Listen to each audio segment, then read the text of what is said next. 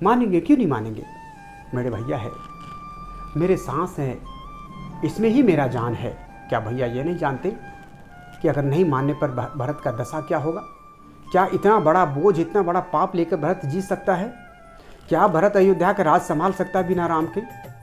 क्या यह परंपरा को भरत तोड़ देगा कि रघुकुल का ये रीत है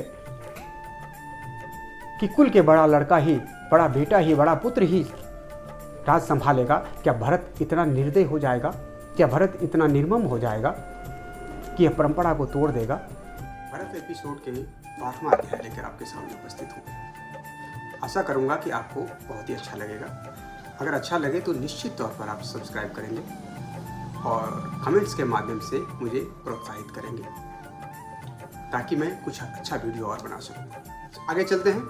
वशिष्ठ जी के साथ चली आती हुई कौशल्या ने मंदाकिनी के तीर पर पहुंचते ही रोते रोते सुमित्रा से कहा, देखो यहीं से तुम्हारे बेटे लक्ष्मण अपने बड़े भाई राम के लिए जल ले जाया करते थे, इसलिए यही अच्छा है कि राम लौट चले जिससे लक्ष्मण को याद आए, दिन संसत न भोगनी पड़े। राम के हाथ से महाराजा दशरथ को दिए हुए पिंड देखकर वे भीगी पलकें लेकर कहने लगी कि सब कुछ पास होते हुए भी महाराजा दशरथ को कुछ भी प्राप्त नहीं हुआ। को हिंगोटे माल कंगड़ी जिसको कहते हैं कि ओट के पिंड देना पड़ रहा है। बड़ी आश्चर्य की बात है ऋषिवर। आगे बढ़कर जो ही उन सब ने राम के मुंह लटकाए हुए बैठे देखा तब सारी माताएं हुक्का फाड़ फाड़ के रोने लगी। राम को देखते ही माता कौशल्या के हृदय भर गया। सुमित्रा तो सुमित्रा, केकई भी अपने आप को रोक न सकी। अपने आंचल में मुंह छिपाए जोर जोर से धार मार करके केकई रोने लगी और अपने आप को कोसने लगी। जिस दशा में राम को वो देख रही थी, जिस दशा में राम को बैठे, जिस दशा में वो देख, किस वन में, किस तरह की कुटिया में राम, सीता और लक्ष्मण जो महलों के मखमल के गद्दे से कभी उतरे ही नहीं, आज वो उस पटेर की पटिया पर बैठे हुए हैं। कौशल्या तो कौशल्या, सुमित्रा तो सुमित्रा, केकई भी राम के पास करीब जाने की हिम्मत नहीं जुटा पा रही थी। कौशल्या तो इसलिए कि उन्होंने रोका नहीं, सुमित्रा तो इसलिए कि उन्होंने पहल नहीं करी, और केकई तो इसलिए कि हमारे कारण ही वो आज इस दशा में है। बहुत ही हृदय विदारक दृश्य। वशिष्ठ जी सबको देखते हुए सांत्वना देने का प्रयास कर रहे थे, लेकिन वशिष्ठ का भी एक में चला। जैसे राम ने देखा कि तीनों माताएं धीरे धीरे आंसू बहाते हुए उनकी तरफ, उनकी कुटिया की तरफ आ रही है, राम, लक्ष्मण और सीता के साथ दौड़ पड़े और तीनों माताओं के पांव लगने लगे, प्रणाम के चरण छू करके उसके चरणों में बैठ गए।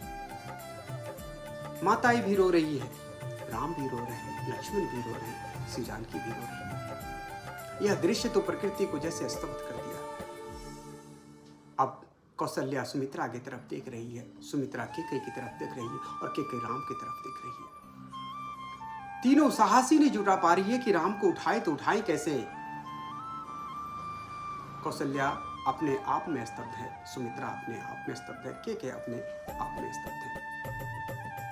साहस जुटाकर कौशल्या राम को उठाया, सुमित्रा लक्ष्मण को उठाया और केकई सीता को उठाया, गले लगाया और एक दूसरे को एकटक देखते रहे। सुमित्रा इसलिए परेशान थी कि हम रोक नहीं पाए, कौशल्या इसलिए परेशान थे कि हम जिद नहीं कर पाए, और केकई इसलिए परेशान थे कि हमारे कारण आज यह राम जो कभी मखमल के गद्दे से नीचे नहीं उतरे, आज उस पटेर के गद्दों पर सो रहे, उस पटेर के बिछावन पर सो रहे।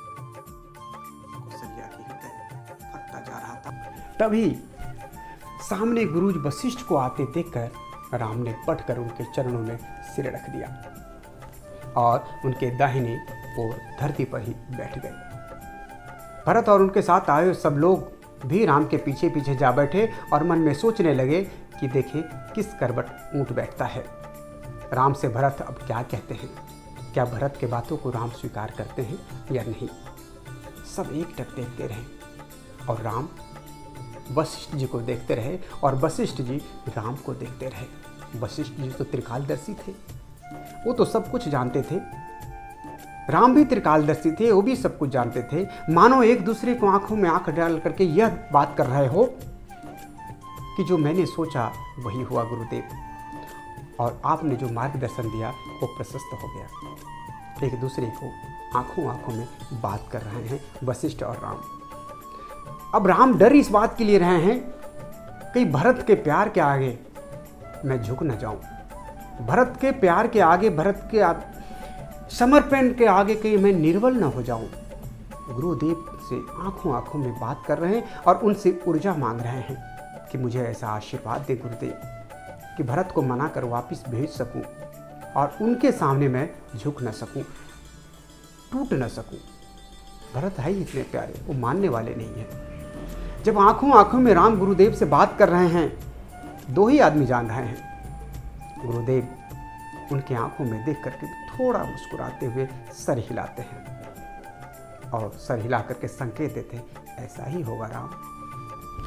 भरत ने बात छेड़ते हुए श्री राम से कहा, भैया महाराज ने मेरी माँ को जो वर देकर उसकी बात रख ली और माँ ने वह राज मुझे दे दिया। अब मैं अपनी ओर से यह राज आपकी सेवा में समर्पित कर रहा हूँ।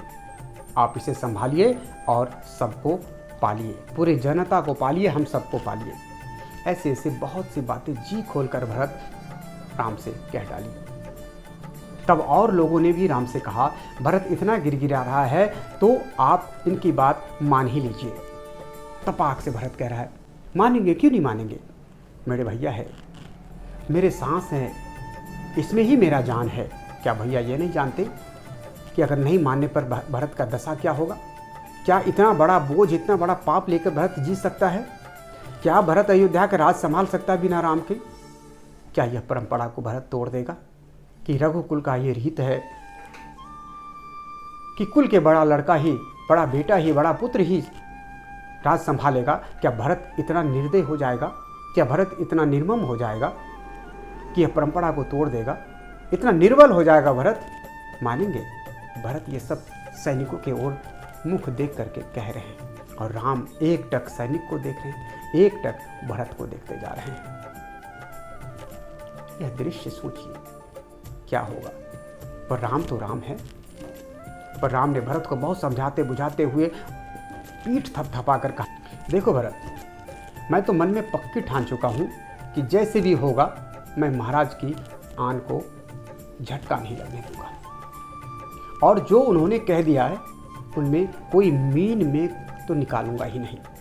बात को समझो भरत, महाराज प्रतापी थे। महाराज के आन में कोई गुस्ताखी करना आज के हिसाब से, महाराज के आन में कोई बट्टा लगाना यह उचित नहीं है। हम सभी पुत्रों का यह कर्तव्य तो कतई नहीं है भरत। और 14 वर्ष है ही क्या, 14 वर्ष बहुत कुछ नहीं होता है। और मैं अगर आज तुम्हारे बात को मान करके, तुम्हारा आंसुओं को देख करके, माताओं के बातों को मान करके, पूरे अयोध्या की बातों को मान करके आ करके कल को मैं उस गद्दी को संभाल लेता हूँ, तो तुम ही बताओ भरत, चुप के कानों से कानों काने लोग ये नहीं कहेंगे कि बातों, पिता के बातों को टाल दिया और राजपाट के लोभ में अयोध्या वापिस आकर के राज संभाला। और क्या जब ऐसी बातें चलेगी तो तुम्हें अच्छा लगेगा भरत? क्या तुम इसको बर्दाश्त कर पाओगे? और उस समय क्या होगा भरत, जब तुम्हारे भाभी पर लोग प्रश्न उठाएंगे? उस समय क्या होगा जब लक्ष्मण पे प्रश्न उठाएंगे? उस समय क्या होगा जब तुम्हारी माताओं को लोग प्रश्न उठाएंगे? क्या होगा? सोचो, तनिक सोचो तो भरत, तनिक सोचो। मैं जानता हूँ तुम्हारे मन के व्यथा को मैं बिल्कुल ही जानता हूँ, और मैं नहीं जानूंगा तो जानेगा कौन भरत? तनिक सोचो। तुमसे मैं यही कहता हूँ कि अयोध्या जाकर तुम राज संभालो, क्योंकि महाराज ने तुम्हारे लिए ही यह कहा है। इतना होने पर भी भरत बार बार अपनी बात दोहराते रहे और यहाँ तक कि कह दिया कि धर्म का पल्ला सदा पकड़े रहने वाला कौन भला मानुस एक नटपटी खटपटी के कहने से, एक दुष्ट माता के कहने पर क्या ऐसा बुरा काम कर सकता है कि बड़े भाई को राज छीन करके अपने आप को बैठ सकता है उस राजगद्दी पर? आप ही जानिए भैया कि आपको कैसा लगेगा जब लोग मुझे कहेगा बड़े भाई को भगा दिया कि माता के लोभ लालच के कारण बड़े भाई को जंगल भेज करके और अपने गद्दी पर बैठ के राज संभाल रहे हैं, राजपाट कर रहे हैं और राज का सुख प्राप्त कर रहे हैं। तो क्या आपको अच्छा लगेगा भैया कि भरत को लोग दुत्कारे, पूरे अयोध्यावासी दुत्कारे, पूरे विश्व दुत्कारे कि भाई को मन भेज करके राजा का मान सम्मान प्राप्त कर रहा है और राजगद्दी का लाभ उठा रहा है, तो क्या आपको अच्छा लगेगा? राम दुविधा में पड़ गए। राम सोचने लगे, भरत भी तो सही कह रहा है, मैं भी तो सही कह रहा हूं और भरत भी तो गलत नहीं कह रहा। लेकिन भरत तो क्या, फिर भी राम समझाते रहे, भरत 14 बरस ही तो है मेरे छोटे भाई, 14 बरस ही तो है, 14 बरस तो संभाल लो। लेकिन भरत के ऊपर पागलपन सवार था। पागलपन की भूलभुलैया में वे धर्म को लांघ गए। जो उनसे भूल हो गई, भरत बोला कि जो उनसे भूल हो गई हमारी माता से, आप उलट दीजिए भैया, और सबकी बात रखने के लिए जो मैं हाथ जोड़कर, पैर पकड़कर, सिर नवाकर बार बार कह रहा हूँ, वो मान लीजिए। मैं देख लूँगा, जो भी कुछ बोलेगा मैं जवाब दूंगा। मैं भी धर्म मानता हूँ, धर्म मैं भी जानता हूँ। ये थोड़ी न कहेगा आप आ गए, हम बुला के लाए, पूरे अयोध्या आपको बुला करके लाए हैं, मना करके लाए हैं। आप तो मान लीजिए, अब तो मान लीजिए भैया। देखिए ना, मैं भी कह रहा हूँ, मुनिवर वशिष्ठ भी कह रहे हैं, पूरे अयोध्यावासी कह रहे हैं, पूरे सेनापति कह रहे हैं। अब क्या होगा? अब तो मान ही जाना चाहिए आपको। राम मुस्कुरा रहे हैं।